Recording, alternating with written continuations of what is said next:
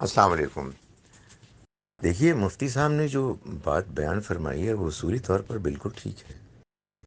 اللہ کے معاملات میں خاص طور پر جہاں کوئی چیز حرام ہے، آپ والدین کی مرضی کے تابع نہیں ہیں، یہ بات بالکل ٹھیک ہے۔ لا طاعۃ لمخلوق فی معصیت الخالق، مخلوق کی اطاعت نہیں کی جائے گی جبکہ اس کے نتیجے میں خالق کی نافرمانی لازم آئے۔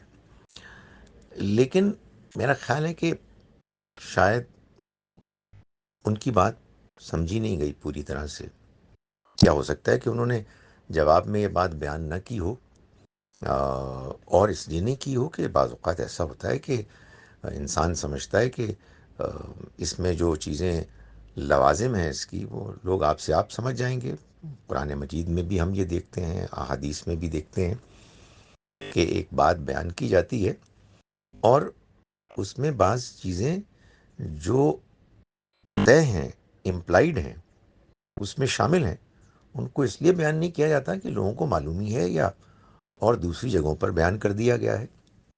تو مفتی صاحب کی جو بات میں سمجھاؤں وہ یہ ہے، جو انہوں نے کہی ہوگی کہ اگر والدین کسی بیٹے یا بیٹی کو نکاح کرنے سے روک رہے ہیں اور انہیں یہ خدشہ ہے کہ اس کے نتیجے میں وہ زنا جیسے بڑے گناہ میں مبتلا ہو جائیں گے، تو انہیں یہ چاہیے کہ والدین سے مشورہ کریں، والدین کو کہیں کہ وہ ان کی شادی کریں، اور اگر والدین انکار کر دیتے ہیں تو پھر ان کو یہ بتائیں کہ ہم اب نکاح کر رہے ہیں، براہ کرم آپ ہمارے ساتھ شامل ہو جائیں۔